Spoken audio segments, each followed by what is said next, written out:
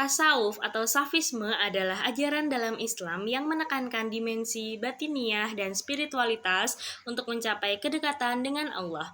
Nah, dalam perkembangan tasawuf sendiri terdapat berbagai mazhab dan tarekat yang masing-masing itu memiliki ciri khas dalam pendekatan spiritualnya. Nah, berikut saya akan menjelaskan tentang klasifikasi mazhab tasawuf, tokoh-tokoh, dan konsep ajaran yang diajarkannya. Nah, yang pertama ada mazhab tasawuf Sani. Nah, tokoh penting dari mazhab ini adalah yang pertama ada Imam Al-Ghazali pada tahun 1058 hingga 1111 Masehi. Nah, beliau ini mengembangkan tasawuf yang mengintegrasikan ajaran syariat dan filsafat dengan karya monumental yang bernama Ihya Ulum al-Din. Nah, yang kedua ini ada Syekh Abdul Qadir al-Jailani pada tahun 1077 hingga 1166 Masehi. Nah, beliau ini merupakan pendiri tarekat Qadiriyah yang mengajarkan tentang pembersihan hati dan kesalehan batin. Nah, selanjutnya kita akan belajar tentang konsep ajaran. Konsep ajarannya yang pertama ada takziah, yaitu pensucian jiwa dari sifat buruk dan dosa. Yang kedua ada ma'rifah, yaitu pengetahuan batin tentang Allah. Yang ketiga ada fana atau penghilangan diri dan pencapaian kesatuan dengan Allah. Yang keempat ada tawakul, yaitu penyerahan sepenuh hati kepada Allah. Nah, kita akan masuk ke mazhab yang kedua, yaitu mazhab tasawuf Syi. Nah, tokoh pentingnya itu yang pertama ada Imam Ali bin Abi Thalib yang mengemukakan ajarannya menjadi dasar bagi banyak sufi Syiah dengan fokus pada spiritualitas dan zuhud. Nah, yang kedua ada Imam Ja'far al-Siddiq pada tahun 702 hingga 765 Masehi. Nah, beliau ini menjadi tokoh penting dalam tasawuf Syiah yang mengajarkan tentang makrifat dan pengetahuan batin. Nah, di konsep ajarannya ini terdapat yang pertama ada wilayah, yaitu kepemimpinan spiritual yang berkaitan dengan para imam dalam tradisi Syiah. Yang kedua ada ma'rifatullah, yaitu pengetahuan mendalam tentang Tuhan dan ajaran-ajaran imam. Yang ketiga ada ita'na Asy'ari, yaitu mengikuti ajaran imam sebagai jalan untuk mencapai kesatuan dengan Allah. Nah, yang ketiga ini merupakan penjelasan tentang tarekat-tarekat dalam tasawuf. Tarekat sendiri merupakan jalan spiritual yang diikuti oleh para sufi. Nah, beberapa tarekat yang terkenal ini salah satunya yaitu yang pertama ada tarekat Naqsyabandiyah. Nah, tokoh dari tarekat ini adalah Syekh Bahuddin Naqsyabandi pada tahun 1318 hingga 1389. Nah, konsep pemikirannya yaitu zikir yang terus-menerus, baik lisan maupun hati, ini digunakan untuk mendekatkan diri kepada Allah. Nah, yang kedua ada tarekat Qadiriyah yang ditokohi oleh Syekh Abdul Qadir al-Jailani yang memiliki konsep pemikiran yaitu fokus pada cinta dan kesetiaan kepada Allah serta pencapaian fana dan baqa atau keabadian dengan Tuhan. Tarekat yang ketiga yaitu tekad Syadziliyah yang ditokohi oleh Imam Abu Al-Hasan Al-Syadzili dengan konsep pemikiran yaitu menekankan keseimbangan antara dunia dan akhirat dengan zikir yang penuh perhatian dan fokus pada kasih sayang serta kerendahan hati. Tasawuf yang selanjutnya yaitu ada tasawuf filosofis dengan tokoh-tokoh penting. Yang pertama ada Ibn Arabi pada tahun 1165 hingga 1240 Masehi. Nah, beliau ini mengembangkan tentang konsep wahdat al-wujud yang menyatakan bahwa Tuhan adalah satu-satunya yang realitas serta ada seperti itu. Nah, yang kedua itu ada tokoh yang bernama Mulla Sadra pada tahun 1571 hingga 1640 Masehi. Beliau ini menggabungkan tasawuf dengan filsafat melalui konsep hikmah muta'aliyah. Nah, konsep ajarannya antara lain yang pertama ada wahdat al-wujud. Nah, dengan pengertian itu segala sesuatu di alam semesta ini adalah manifestasi dari Tuhan seperti itu. Nah, yang kedua ada maqamat al-ahwal. Nah, jadi pengertian dari maqamat al-ahwal dan ahwal ini merupakan tahapan spiritual dan kondisi hati dalam perjalanan menuju kepada Tuhan. Saya akan menjelaskan tentang 3 macam taubat menurut Syekh Zunun al-Mishri. beserta penjelasannya. Nah, yang pertama ini adalah taubat dari dosa atau yang bisa disebut dengan taubat al-awalim, yaitu taubat yang paling dasar dan umum, yaitu taubat yang dilakukan seseorang untuk memohon ampunan kepada Allah atas dosa-dosa yang telah diperbuat. Nah, dalam taubat ini tuh seseorang atau hamba itu bisa menyadari kesalahannya serta merasa menyesal dan bertekad untuk tidak mengulanginya. Nah, taubat ini adalah taubat yang mengarah pada pembersihan diri dari dosa-dosa besar maupun dosa kecil yang telah dilakukan oleh seorang hamba. Nah, tujuannya ini adalah agar seorang hamba ini dapat kembali pada jalan yang lurus dan mendapatkan ampunan dari Allah. Nah, yang kedua ini ada taubat dari kehilangan Allah Subhanahu wa taala atau taubat al-ahwal. Nah, taubat ini diberikan kepada seseorang yang bertaubat karena merasa telah jauh dari Allah dalam aspek batin. Meskipun mungkin secara lahiriah ia tidak melakukan dosa besar. Nah, dalam tingkatan ini tuh taubatnya bukan hanya sekedar tentang dosa-dosa yang tampak saja, tetapi juga lebih kepada kesadaran batiniah seseorang yang telah lupa atau tidak sepenuhnya hadir dalam ibadah atau hubungan dengan Allah. Serta orang yang mengalami taubat ini merasa bahwa ia telah menyia-nyiakan waktu dan kesempatan yang lebih untuk mendekatkan diri kepada Allah sehingga ia harus bertaubat atas kelalaian dan kekurangannya serta perhatian dia terhadap Allah Subhanahu wa taala. Yang selanjutnya ada taubat dari diri sendiri atau taubat al-asrar, yaitu tingkatan taubat yang lebih tinggi yang dimana seseorang atau seorang hamba ini sudah bertaubat karena merasa bahwa segala sesuatu yang dilakukannya ini bahkan kebaikan sekalipun yang tampak ini seharusnya hanya semata-mata untuk Allah gitu. Nah, dalam taubat ini seseorang akan menyadari bahwa ia harus melepaskan segala bentuk ketertarikannya pada diri sendiri, pada hawa nafsu, dan segala hal yang menghalanginya dengan Allah dari yang mencapai kesucian sejati dan kedekatan dengan Allah. Nah, taubat ini juga bentuk yang lebih mendalam di mana seseorang ini menyadari bahwa setiap perbuatan baik yang ia lakukan harus dilakukan karena semata-mata karena Allah tanpa ada perasaan sombong atau riak sedikit pun di dalam dirinya. Yang pertama itu adalah syariat atau hukum Islam. Nah, pengertian syariat itu adalah sebuah aturan-aturan atau hukum Islam yang ditetapkan oleh Allah melalui Al-Quran dan hadisnya. Nah, syariat ini mencakup semua aspek kehidupan mulai dari ibadah, akhlak, hingga muamalah. Syariat ini menjadi dasar yang mengarahkan umat Islam dalam menjalani kehidupan yang sesuai dengan tuntutan agama. Nah, syariat ini juga sebagai landasan awal dalam kehidupan seorang muslim. Nah, tanpa menjalankan syariat, seorang ini tidak dapat melanjutkan perjalanan spiritualnya menuju Allah karena ini adalah tahap dasar yang harus dilalui oleh setiap muslim.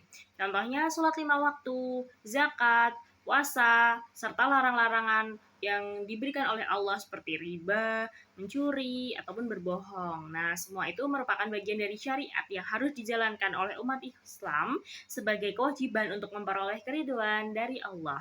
Yang kedua ada torikot atau jalan spiritual. Nah, torikot ini merupakan jalan atau metode yang digunakan oleh para sufi untuk mencapai tujuan spiritual, yaitu kedekatan dengan Allah. Torikot ini berisi praktik-praktik ibadah khusus yang diajarkan oleh para mursyid atau guru spiritual seperti berzikir, meditasi, ataupun puasa khusus yang dilakukan dengan cara tertentu untuk membersihkan diri, hati, serta jiwa. Nah, torikot ini merupakan cara ataupun jalan yang digunakan oleh seorang sufi untuk mengatasi hal-hal yang menghalanginya dalam mendekatkan diri kepada Allah. Contohnya yaitu tarekat Naqsyabandiyah, tarekat Qadiriyah, dan tarekat Syaziliyah yang saya jelaskan pada soal nomor 1 tadi ya. Itu merupakan contoh-contoh dari tarekat. Nah, masing-masing tarekat ini memiliki cara-cara tersendiri bagaimana cara berzikir dan latihan spiritual tertentu seperti itu. Misalnya dalam tarekat Naqsyabandiyah ini para pengikutnya itu dianjurkan untuk melakukan zikir secara terus-menerus baik dengan lisan maupun dengan hati untuk menjaga kesadaran akan kehadiran Allah Subhanahu wa taala. Nah, yang ketiga ini ada hakikat atau kebenaran secara hakiki. Nah, hakikat ini adalah realitas yang hakiki atau kebenaran yang sejati dalam konteks tasawuf. Nah, hakikat ini mengacu pada pemahaman yang lebih mendalam tentang hakikat kehidupan, Tuhan, dan segala sesuatu yang ada. Hakikat ini hanya dapat dicapai oleh seseorang yang membersihkan diri melalui syariat dan hak tarikat. Nah, hakikat ini merupakan tingkatan pemahaman yang sangat mendalam tentang realitas sejati, yaitu pengenalan terhadap Tuhan yang melampaui pemahaman biasa gitu. Jadi pengetahuan terhadap Tuhan seorang yang sudah mencapai tahap torikot ini lebih tinggi daripada manusia-manusia biasa pada umumnya. Nah, hal ini merupakan tahap di mana seseorang ini mengalami peningkatan seperti itu. Sebagai contoh, yaitu seorang sufi yang telah menjalani perjalanan spiritualnya dengan benar dan mendalam, itu akan mengerti bahwa segala sesuatu yang ada di dunia ini adalah ciptaan Allah dan tidak ada yang terpisah dari Allah. Nah, maka ia akan merasakan kedekatan dengan Allah yang tidak akan tergoyahkan. Yang keempat ada ma'rifat atau pengetahuan batin. Ma'rifat adalah pengetahuan batin atau pengetahuan yang diperoleh melalui pengalaman spiritual langsung dengan Allah. Ini adalah tahap tertinggi dalam perjalanan spiritual yang dimana seorang sufi itu tidak hanya memahami hakikat Allah dengan akal, tetapi juga merasakan langsung dalam hati dan jiwanya. Ma'rifat adalah puncak pengetahuan spiritual, yaitu pengenalan langsung kepada Tuhan yang tidak hanya berdasar pembelajaran, tetapi juga lebih pada pengalaman batiniah gitu. Seorang yang telah mencapai ma'rifat ini akan melihat dunia ini sebagai refleksi dari keesaan Tuhan.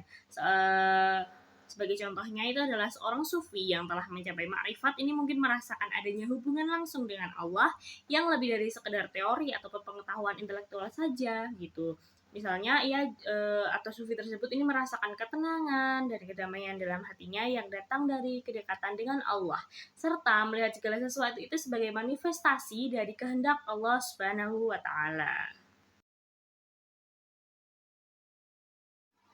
Mahabbah ilaiyah merupakan perasaan cinta dan kecintaan seorang hamba yang mendalam kepada Allah. Nah, dalam tasawuf juga dianggap sebagai salah satu sifat yang paling luhur yang bisa dicapai oleh seorang hamba dalam perjalanan spiritualnya. Nah, di sini saya akan memberikan 10 tanda mahabbah ilaiyah yang dapat dikenali dalam diri seseorang atau seorang hamba.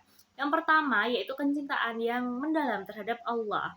Seseorang yang memiliki mahabbah ilaiyah akan merasakan cinta yang sangat mendalam kepada Allah, lebih besar dari cintanya terhadap segala sesuatu di dunia ini. Nah, cinta ini adalah inti dari seluruh ibadah dan kehidupan spiritualnya, seperti itu. Nah, tandanya itu setiap perbuatan yang dilakukan, baik yang bersifat ibadah maupun muamalah, ini dilakukan dengan niat yang ikhlas untuk mendekatkan diri kepada Allah atau semata-mata hanya karena Allah Subhanahu wa taala. Yang kedua, ada kehidupan yang dipenuhi dengan ibadah. Nah, orang yang diliputi oleh mahabbah ilaiyah ini akan merasa rindu untuk melakukan ibadah dan menjalankan perintah Allah, baik dalam bentuk ibadah wajib seperti puasa, salat, zakat, seperti itu, maupun yang sunahnya. Nah, tandanya itu seseorang akan selalu menjaga sholat 5 waktunya ini dengan khusyuk, dengan memperbanyak zikir, membaca Al-Quran, dan melakukan amalan-amalan yang mendekatkan diri kepada Allah. Yang ketiga, yaitu selalu mengingat pada Allah dengan cara berzikir. Nah, cinta kepada Allah ini membuat seseorang selalu ingat kepadanya dalam setiap langkah di hidupnya. Zikir ini menjadi aktivitas yang tidak terpisahkan dari kesehariannya. Yang keempat yaitu merasa cinta pada orang-orang yang dicintai Allah. Nah, mahabbah ilaiyah ini membuat seseorang ini mencintai orang-orang yang dicintai oleh Allah, seperti Rasulullah, para sahabat, dan orang-orang yang soleh, seperti itu. Nah, tandanya itu seseorang akan sering berdoa untuk kesejahteraan umat Islam dan menghormati serta mencintai orang-orang yang taat beribadah kepada Allah. Nah, yang kelima, menjauhkan diri dari maksiat. Nah, cinta kepada Allah ini mengarah pada kebencian terhadap segala sesuatu maksiat dan dosa. Nah, seorang ini akan mencintai Allah dengan berusaha menjauhi perbuatan yang mengundang murkanya Allah, seperti itu. Nah, karena semakin kuat cinta ilahi, seseorang ini akan semakin menghindari perbuatan dosa dan maksiat, bahkan yang sekecil apapun. Nah, karena ia takut akan mengecewakan Allah Subhanahu wa taala, seperti itu. Nah, Yang keenam ada keikhlasan dalam beramal. Nah, cinta ilahi ini mendorong seseorang untuk melakukan segala amal ibadah dan kebaikan dengan penuh keikhlasan tanpa mengharapkan pujian ataupun penghargaan dari manusia. Nah, mereka itu menganggap bahwa setiap amal yang dilakukan itu hanya semata-mata untuk mencari keriduan Allah tanpa mengharap balasan dari manusia ataupun selain dari Allah Subhanahu wa taala. Nah, yang ketujuh ada sabar dalam menghadapi cobaan. Orang yang mencintai Allah ini pasti akan bersikap sabar dalam menghadapi ujian dan cobaan hidup karena mereka percaya bahwa semua yang terjadi adalah bagian dari takdir Allah. Yang kedelapan yaitu cinta untuk menjadi dekat dengan Allah. Nah, mahabbah ilahiyah ini membuat seseorang selalu berusaha mencari cara agar semakin dekat dengan Allah, baik dengan beribadah, berzikir, atau mengikuti petunjuk-petunjuk yang diajarkan oleh Allah. Karena mereka ini senantiasa berusaha untuk memperbanyak ibadah dan mencari peluang untuk mendekatkan diri kepada Allah di dalam setiap aspek kehidupannya. Nah, yang kesembilan ini mengutamakan ridho Allah. Orang yang mencintai Allah akan mengutamakan ridho Allah dalam segala hal. Mereka akan lebih memilih untuk memenuhi perintah Allah meskipun kadang bertentangan dengan keinginannya sendiri. Nah, seperti itu. Setelah itu, yang terakhir ada rasa khawatir akan jauh dari Allah. Nah, cinta ilahi atau mahabbul ilahiyah ini membuat seseorang ini merasa takut dan khawatir jika sesuatu yang menghalanginya untuk terus dekat dengan Allah. Nah, ia takut jika cintanya berkurang dan merasa jauh dari Allah karena seseorang ini akan selalu berusaha meningkatkan kualitas ibadah dan kesadaran spiritualnya serta merasa gelisah jika tidak bisa beribadah dengan baik atau tidak serius begitu beribadah. Maka hatinya akan terasa keras gitu yang mereka takutkan seperti itu. Empat konsep menggambarkan bagaimana cara pandang terhadap hubungan antara Tuhan dan makhluknya dalam tasawuf falsafi. Nah, yang pertama ada wahdat al-syuhud dengan melihat dunia sebagai ciptaan Allah yang tampak terpisah, namun semuanya adalah manifestasi dari Allah. Contohnya yaitu seseorang melihat alam semesta dan berbagai fenomena dalam kehidupan sehari-hari dalam pandangan wahdat al-syuhud ini meskipun dunia ini tampak terpisah dan beragam, semuanya adalah ciptaan Allah yang satu. Namun kita hanya melihatnya dari perspektif kita sebagai makhluk. Nah, Tuhan itu tetap satu, tetapi kita yang melihatnya dalam berbagai bentuk manifestasinya. Yang kedua ada wahdat al-wujud yang berpendapat bahwa segala sesuatu di alam semesta adalah manifestasi dari wujud Allah yang satu. Ibn Arabi, salah satu tokoh besar yang mengajarkan wahdat al-wujud, ini mengibaratkan alam semesta sebagai lautan yang terdiri dari gelombang-gelombang. Meskipun gelombang-gelombang itu tampak berbeda satu sama lainnya, semua ini berasal dari laut yang satu, yaitu Tuhan. Artinya segala sesuatu di dunia ini hanyalah manifestasi dari Tuhan yang Maha Esa. Yang ketiga ada hulul, yaitu menganggap bahwa Tuhan ini bisa hadir dalam ciptaannya, bahkan dalam diri manusia. Seperti air yang tumpah ke dalam berbagai wadah, air tetap air, tetapi ia bisa berada dalam wadah yang berbeda gitu. Meskipun air ada di banyak tempat, esensi air itu tetap sama, namun ini lebih fokus pada pandangan Tuhan bisa hadir dalam bentuk makhluk. Yang selanjutnya ada itihad, yaitu mengajarkan bahwa seorang hamba bisa mencapai kesatuan dengan Tuhan secara total. Yang larut dalam air, ketika garam larut sepenuhnya dalam air, ini kan tidak ada lagi garam yang terpisah, semuanya menjadi satu dalam bentuk air yang asin. Begitupun pula dengan itihad, di mana seorang hamba merasa sepenuhnya menyatu dengan Tuhan, ini akan hilang segala pemisah antara dirinya dengan Tuhan. Seperti itu.